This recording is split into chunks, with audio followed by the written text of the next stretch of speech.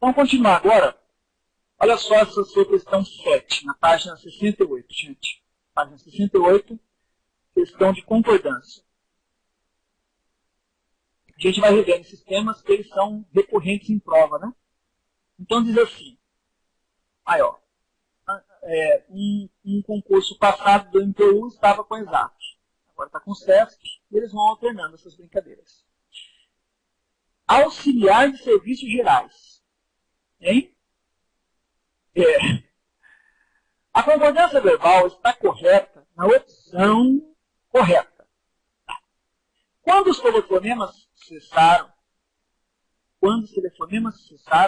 era quase 2 horas da manhã. Muito boa essa letra A, né? Cessaram e era. O primeiro verbo, o que é que cessou? Os telefonemas. Sujeito os telefonemas, por isso o nosso verbo no plural. Beleza, primeira. Quando os telefonemas cessaram, era quase 2 horas da manhã. Aqui tem um caso de concordância especial, que é o seguinte. Aqui nós estamos lidando com o verbo ser. Quando o verbo ser indica hora, ele é chamado verbo impessoal. Quer dizer, então, que o verbo ser na indicação de horas é um verbo que não tem sujeito. Mas o verbo ser é um verbo especial. E, via de regra, é assim. Quando um verbo é impessoal, via de regra, ele fica neutro na terceira do singular. Mas o verbo ser não. O verbo ser concorda com a expressão numérica, mesmo sendo impessoal. Na indicação de hora, ele concorda com a expressão numérica. Ele não concorda com uma ideia, ele concorda com um número. Quando eu digo que era quase 2 horas da manhã, é porque ainda devia ser 1 e pouco, 1 e tralalá, 1 e cacetada, 1h59. Não é? Mas a ideia é essa. Mas o que está escrito aqui é 2 horas. Então eu não posso concordar com a ideia. Eu tenho que concordar com o numeral. Eram quase 2 horas. Mesmo que ainda fosse 1 e pouco. Para você deixar o verbo no singular, tinha que colocar o numeral 1. Era 1h59. Era 1h40. Tá? O verbo ser é um verbo especial.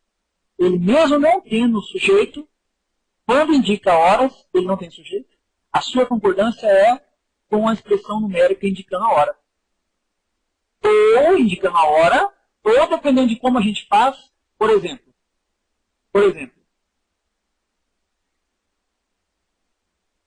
aqui eu tenho o nosso relógio. Beleza. Ponteiro menor no 2. Maior no 10. Menor no 2, maior no 10, tá? Menor e maior. Está chegando no 2. Ainda não chegou. Então quer dizer que ainda está aqui. Certo? Tá. Se eu falar essa hora, na madrugada, por exemplo. Se eu falar essa hora, é como tomando a hora como maior destaque. A hora como maior destaque. Eu digo, é 1h50. Coração, é 1h50 da madrugada. Beleza? Mas, como é normal no Brasil, a partir do 40,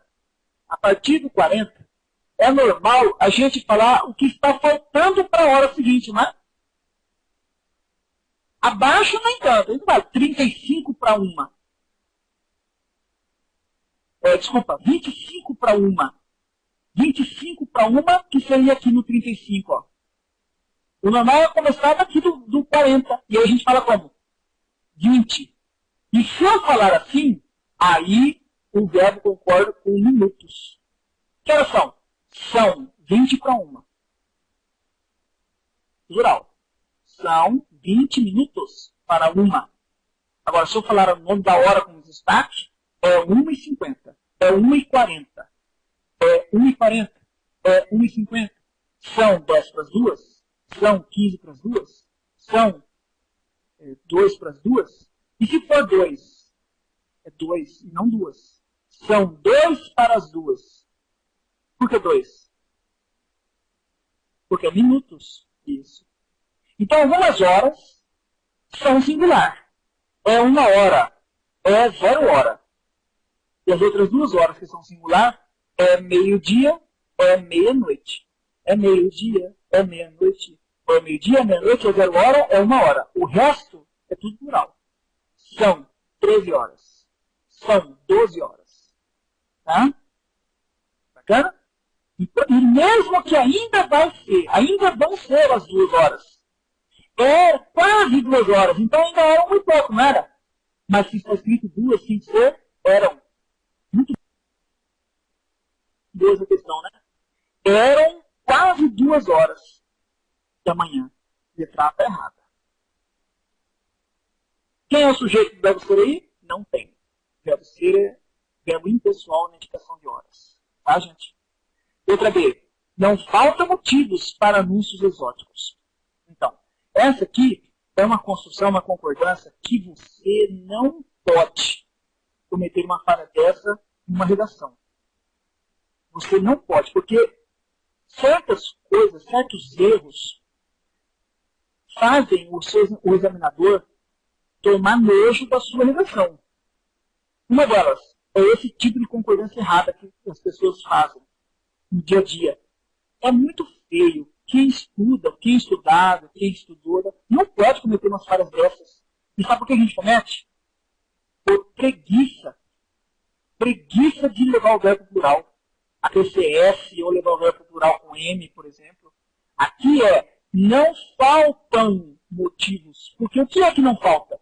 Motivos. Então, motivos é o sujeito. Por isso, meu verbo tem que concordar com ele. Não faltam motivos. Letra B está errada.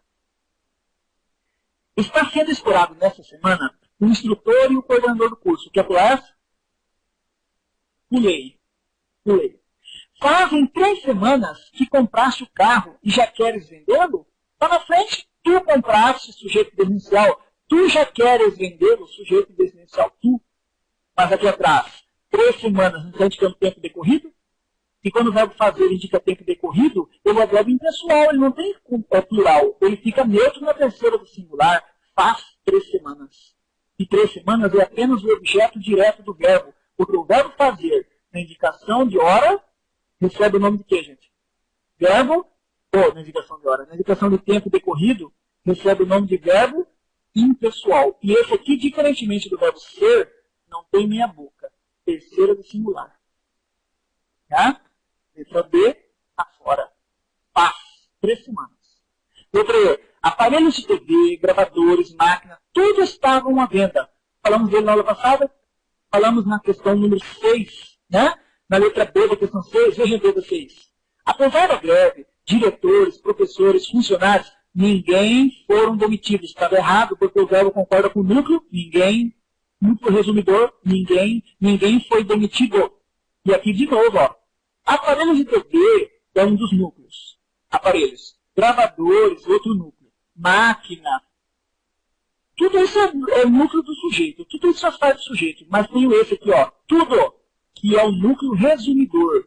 E ele atrai para si a concordância do verbo. Tudo estava à venda. Tá? Erro de concordância.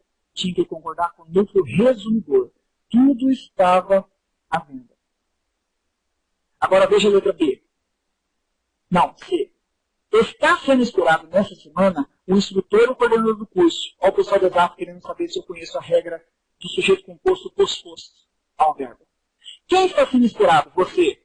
O instrutor e o coordenador do curso. Beleza, aqui está o sujeito. Quantos núcleos eu tenho nesse sujeito? Tenho 2, então eu chamo isso de sujeito composto.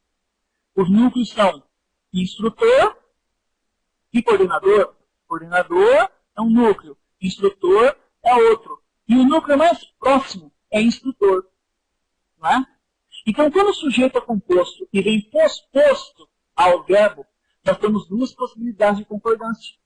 Ou eu somo os núcleos e mando o verbo plural, que é a concordância lógica,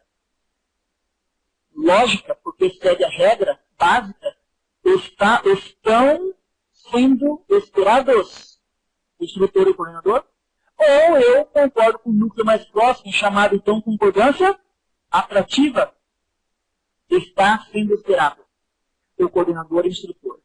Este E aqui, a conjunção aditiva E, estabelece para mim que não é só o instrutor que está sendo esperado, o coordenador também. Mas como o sujeito vem posposto ao verbo, eu posso querer dar ênfase para o núcleo mais próximo e então fazer o verbo concordar com o instrutor. Por isso, as duas concordâncias aqui estariam corretas.